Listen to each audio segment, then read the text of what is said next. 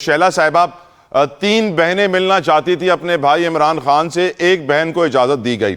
رانا ثنا صاحب یہ بات آن ریکارڈ کہہ چکے ہیں کہ اجازت اس شرط پہ دی گئی تھی کہ ملاقات کے بعد عظمیٰ صاحبہ کوئی پریس کانفرنس نہیں کریں گی۔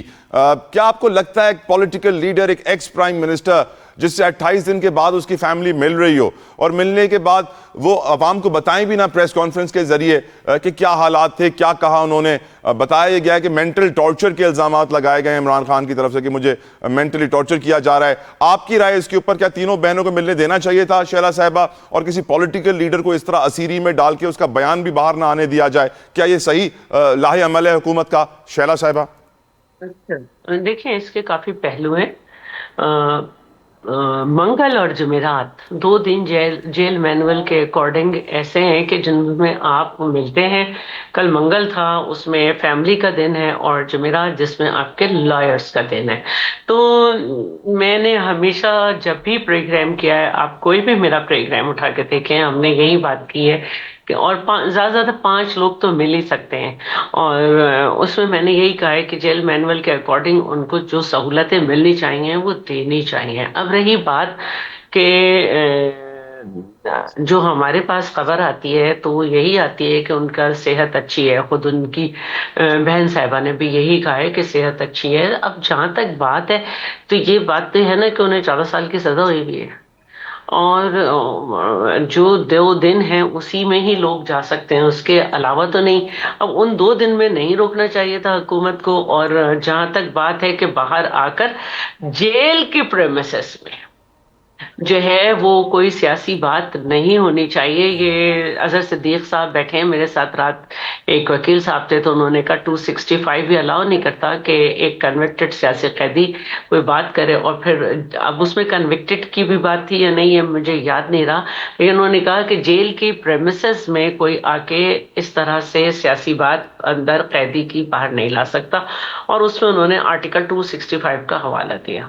باقی تو بات وہی ہے کہ ایک سیاسی آدمی سے جب انسان ملنے جائے گا تو وہاں پہ سیاسی بات کرے گا، فیشن کی اور کھانے پینے کی تو نہیں کرے گا۔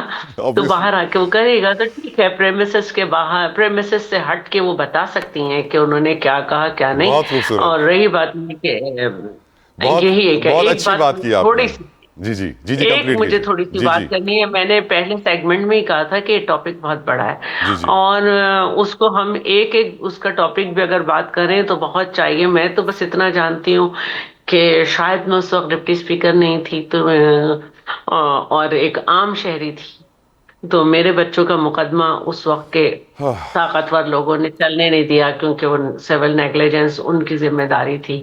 آج آپ کے پاس میئر نے آ کے خود کہا ہے کہ جو بھی ذمہ دار ہے ہم اس کی کریں گے، اور بہت آسان ہے۔ ٹاؤن ناظم ہے، ٹاؤن جو ہے وہ کانسلرز ہیں، ان سب سے پوچھا جائے، اور لوگوں کو بھی معلوم ہے کہ وہ کس کو ووٹ دے رہے ہیں، کس لیے دے رہے ہیں، یہ بھی دیکھیں۔ تو میں اس پہ سیاست بالکل بھی نہیں کر سکتی، نہ میں اس میں 27ویں ترمیم کو لاؤں گی، کیونکہ وہ کام تھا پارلیمنٹ کا کہ وہ کرے، صحیح غلط یہ وقت بات کرے گا۔ لیکن میں یہ سمجھتی ہوں کہ ہمیں ہر حال میں ہر حکومت کو اپنے شہریوں کی زندگی آسان بنانی ہے، ان کے رائٹس کا خیال رکھنا ہے، اور 26ویں ترمیم میں تو یہ بھی ہے کہ صاف ہوا بھی میرا حق ہے۔ بالکل آپ صحیح فرما رہی ہیں۔ میں گفتگو آگے لے کے بڑھوں۔ علی گوہر بلوچ صاحب، جو بات ابھی شیلا صاحبہ نے کی، ایک بڑی عقل مندی کی بات کی کہ وہ تو سیاست دان ہے، اس کے ساتھ کوئی فیشن کی بات تو کرے گا نہیں، کوئی فوڈ کی بات تو کرے گا نہیں، جو بھی ملے گا سیاست کی ہی بات کرے گا، اس کا پروفیشن ہی یہ ہے۔ اور پھر یہ کہنا کہ سیاسی بات نہ ہو جیل میں، کیا وجوہات ہیں یہ کہنے کی، اور کیوں کہا گیا عظمیٰ صاحبہ سے کہ وہ پریس کانفرنس نہ کریں ملاقات کے بعد؟ علی گوہر بلوچ صاحب دیکھیں، یہ تو نہیں کہا گیا کہ پریس کانفرنس نہ کریں، انہوں نے میڈیا پہ آ کے بات کی، یہ سارا کچھ میڈیا پہ چلا ہی ہے، تو وہ پریس کانفرنس یہی ہوتی ہے نا، آپ میڈیا پر آ کر بات کریں، تو وہ ساری ان کی ویڈیوز چلی ہیں، کلپ بھی چلے ہیں، پھر مزید بھی باتیں چلی ہیں۔ مطلب ہے آپ نے جو ہے آرمی چیف کو، فیلڈ مارشل عاصم منیر صاحب کو بھی کرٹیسائز تو کر دیا، تو پھر غیر سیاسی بات تو وہ رہ نہ گئی، یہ تو کہنا غلط ہے۔ دوسری بات یہ ہے کہ یہ بدقسمتی یہ ہے اس پارٹی کی کہ یہ جو ہے نا ایک جتھوں کی شکل اختیار کر چکی ہے اور یہ ملک دشمنی پر اتر آئے ہیں اپنے ان ہوچیت کنڈوں میں. جس طرح سے 9 مئی کے واقعات کیے، جس طرح سے اسلام آباد کے اوپر حملے کیے، تو اس کے بعد ظاہر ہے کہ جب یہ بانی پی ٹی آئی کے ذریعے ہدایات لیتے ہیں ملک میں انتشار پھیلانے کی، تو ریاست کی ذمہ داری ہے کہ ان کو روکے ان چیزوں پہ. وہ خود ان کی چیزیں آڑے آتی ہیں، جو یہ ادھر بیٹھ کر ہدایات دیتے ہیں کہ آج اسلام آباد پر حملہ کر دو، آج فلاں جگہ پر حملہ کر دو، آج فلاں جگہ پہ لاک ڈاؤن کر دو، ڈیجیٹل دہشت گردی ہے، آپ کے شہداء کے خلاف جس طرح سے سوشل میڈیا چلایا جاتا ہے. تو یہ باتیں اتنی آسان نہیں ہیں. یہ تو آپ کا پروگرام مختصر ہے، یہ میں بڑا مختصر بتا رہا ہوں. یہ تو بہت لمبی چارج شیٹ ہے کہ جس پر یہ مطلب عمل کرتے ہیں جن چیزوں پر، اور وہ سارا کا سارا کرائم ہے، چاہے وہ ڈیجیٹل ہے، چاہے وہ میڈیا کے ذریعے ہے، چاہے پیچھے سے ہدایات لینی ہے. تو مقصد کیا ہے کہ اس کا مطلب ہے اس سے ملاقاتیں کرواتے جائیں اور پھر دہشت گردی کے واقعات ملک کے اندر، ملک کے شہروں کے اوپر حملے کرواتے جائیں. تو ظاہر ہے ان کو بھی سوچنا چاہیے کہ وہ کس جگہ پر پہنچ چکے ہیں. وہ سزا یافتہ ہیں. جیل بھی کوئی گھر کا ڈرائنگ روم تو نہیں ہوتا. ملاقاتیں آپ نکالیں نا ریکارڈ، کتنی ملاقاتیں آج تک وکلا سے ہوئی، سیاسی لوگوں سے ہوئی، رشتہ داروں سے ہوئی، بہنوں سے ہوئی. آپ دیکھیں کہ کتنے لوگ کتنی دفعہ ہو چکی ہیں.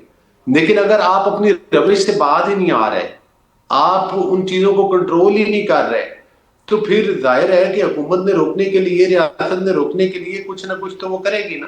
اس کے باوجود جیل میں ان کو خوراک کی لحاظ سے کتنا پروپیگنڈا انڈیا کے ذریعے انہوں نے چلوایا کہ وہ تو خدا نخواستہ جی فوت ہو چکے ہیں جی، وہ تو جی ان کو تو مار دیا گیا ہے. تو وہ اب منہ کی کھانی پڑی ہے. وہ مطلب بہن نے کہا کہ ان کی تو صحت ہی الحمدللہ ٹھیک ہے، اللہ ان کی صحت ٹھیک رکھے.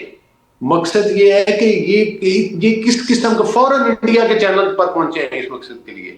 جب مطلب مارکہ حق ہو چکا ہے، جب ان کا میڈیا زہر اگلتا ہے پاکستان کے خلاف، ایک موقع محل ہوتا ہے. یہ موقع نہیں تھا اور ان کے پاس ان باتوں کی جسٹیفیکیشن نہیں ہے. یہ پھر کرٹیسزم کریں گے، وہ فلاں نے پیپل پارٹی کے لیڈر نے یہ بات کر دی، وہ بات کر دی. بھائی نواز شریف سے کمپیرزن چھوڑیں. نواز شریف نے تو چاندی کے مقام پر انڈیا کے مقابلے میں دھماکے کروائے تھے ملک سلامتی میں، آپ کی طرح سے دبک کے تھوڑا بیٹھ گیا تھا. ٹھیک سر، ٹھیک سر. تو یہ مطلب ہے یہ ساری چیزیں، یہ اپنا رویہ ٹھیک کرے، ملاقاتیں بھی ٹھیک ہو جائیں گی. بالکل ٹھیک سر. اظہر صدیق صاحب، فیصل واڈا کی لیٹسٹ پیشن گوئی یہ ہے، آپ کو معلوم ہے ان کی پیشن گوئیاں سچ ثابت ہو جاتی ہیں. وہ کہہ رہے ہیں ملاقاتیں بند ہو جائیں گی فیملی کے ساتھ مکمل طور پہ. اچھا میں آپ کو ریڈیو گپستان سن رہے تھے یار؟ آپ کے کان ہی نہیں تھکتے ان کی یہی گفتگو سن کے؟ اللہ رکھا محمد بوٹا سے یہ نکلتے نہیں ہیں یار، خدا رہا یار. یعنی وہ میری بات سنے دیکھیں نا، وہ ہوتا یہی ہے کہ جب کوئی سیاسی جماعت کی بلوغت جو ہے وہ ڈکٹیٹروں نے کی ہو، ضیاء الحق جن کا باپ ہو، جو ڈیلیں کر کے ملک سے باہر چلے جائیں، جو مودی کا یار ہے، غدار ہے، ساڑیاں لینا، آموں کی پیٹیاں لینا، سجن جدال کا یار اور گلبھوشن یادو کے بیان جو انٹرنیشنل کورٹ آف جسٹس میں ہے، اور وہ آرمی کو کیا لفظ کہنا، وہ میں تو نہیں دہرا سکتا اس طرح کے لفظ.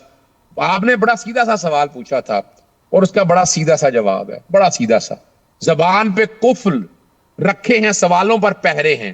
یہ کیسا شہر خاموشہ جہاں لفظوں پہ گہرے ہیں. اندھیروں نے یہاں رستے کی حد بھی کھو دی ہے، گفتگو پر پابندی نے سوچ کو بھی رو دی ہے. ذرا غور کریں اس بات پہ.